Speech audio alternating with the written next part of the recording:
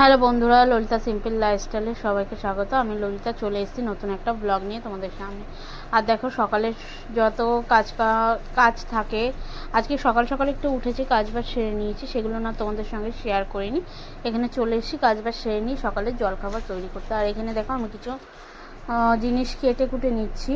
এর মধ্যে দুপুরে যে রান্না করবো সেগুলো কাটা হয়ে গেছে। এখানে আমি কিছু ধনেপাতা কুচিয়ে নিচ্ছি, কারণ সকালে একটু জলখাবার তৈরি করব, সেটা হচ্ছে গোলা রুটি তৈরি করব, ঠিক আছে। তো তার জন্য আমি আগে সেই জন্য যা যা লাগবে সেগুলো প্রিপারেশন করে নিচ্ছি। গোলা রুটিটা আমি অবশ্য অনেকে দেখবে চিনি দিয়ে করে, আমার ওইটা ভালো লাগে না। তোমার এটাই ভালো লাগে যে পেঁয়াজ, ধনেপাতা, কাঁচা লঙ্কা দিয়ে ঝাল ঝাল যেটা হয় সেটা ভালো লাগে। আর এখানে আমি করছি, আর তোমাদের দাদাভাই পাশ থেকে একটু বিরক্ত করছিল, তো তার সঙ্গেও গল্প করছিলাম। করতে করতে দেখো আমার ব্যাটারটা রেডি হয়ে গেছে। আর এখানে দেখো, আমার মুখটা দেখলেই বুঝতে পারছে কতটা বিরক্ত করছিল। তার মধ্যে মানে ওকে বকাঝোকাও করছিলাম আর কাজটাও করছিলাম, কারণ ও না ভীষণ বিরক্ত করে আমাকে। একা থাকে তো আর কি করবে, আমার পেছনেই লাগে, আর তো কারোর পেছনে লাগতে পারে না। তো চলো, এখানে ব্যাটার তৈরি হয়ে গেছে।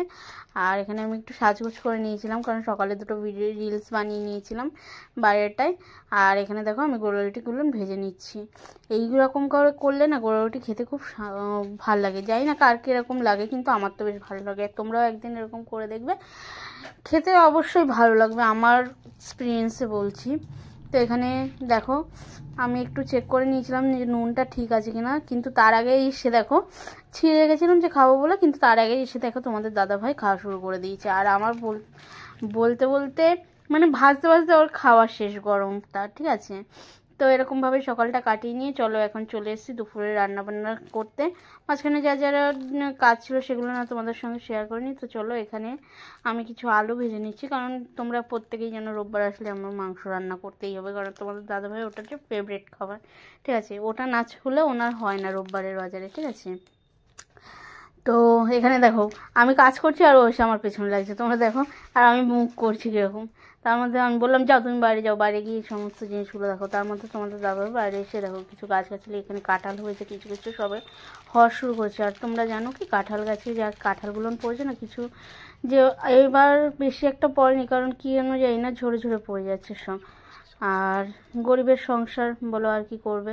তোমরা কেউ জানা থাকলে আমাকে একটু সাজেস্ট করো তো, যে কাঁঠালগুলো পড়ে যাচ্ছে মানে কি ওষুধ টষুধ দিলে সেগুলো ঠিকঠাক থাকবে। আর এখানে দেখো, আমি মাংস রান্নার জন্য সমস্ত কিছু জোগাড় করে নিয়েছি। তো এখনও দেখো সেই আলু ভাজার পর্ব চলছিল। আর তারপরে আস্তে আস্তে দেখো আমি মাংসটা দিয়ে দিয়েছি কষানোর জন্য কড়াইতে। চলো, মাংস কষাতে কষাতেই তোমাদের সঙ্গে একটু কথা বলতে লাগি। তো তোমরা কি জানো, ইদানিং আমার ভিডিওতে ভিউজ আসছে না, সেরকম কিছু লাইকও আসছে না। তো কিভাবে লাইক, কমেন্ট, ভিউজ পাবো, তো তোমরা আমাকে একটু সাজেস্ট করো সবাই মিলে, ঠিক আছে, যাতে আমার হেল্প হয়। তো তোমাদের সঙ্গে কথা বলতে বলতে আমার রান্নাটাও কমপ্লিট হয়ে গেছে। আর এখানে দেখো সব খেতে বসে পড়েছি আমরা। আর তোমাদের দাদাভাই দেখো মাংসটাকেই আগে দেখাচ্ছে, ঠিক আছে। আর দুজনের ভাতটা বেড়ে নিলাম, ভাতটা বেড়ে নিয়ে ও তো মাংসর পরেই ফোকাস একদম, ঠিক আছে।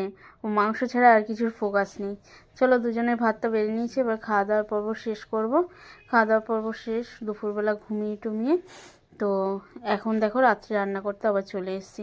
সন্ধ্যাবেলা অবশ্য চা জলখাবার খেয়েছি, খেয়ে দিয়ে নিয়ে সেটা তোমাদের সঙ্গে শেয়ার করি। দেখো রাত্রি হয়ে গেছে, অনেকটাই রাত হয়ে গেছে, যেহেতু রাত করেই রান্না করতে বসেছি।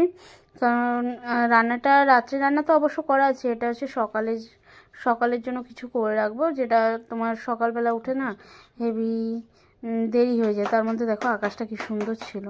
তো আমি এদিকে কাজবাজ করছিলাম, তোমাদের দাদাভাই বাইরে থেকে তোমাদের ঘুরিয়ে নিয়ে আসলো। তো এখানে আমি রাত্রে রান্নাবান্না হয়ে গেছে, সেবার রাত্রে খাবার নিয়ে চলে এসেছি। খাবারটা অবশ্য রাত্রে শুধু আমি রাত্রের জন্য রুটিই করেছিলাম, তরকারি তো বললাম কড়াই ছিল, দুপুরে মাংস করা ছিল। তো খাওয়া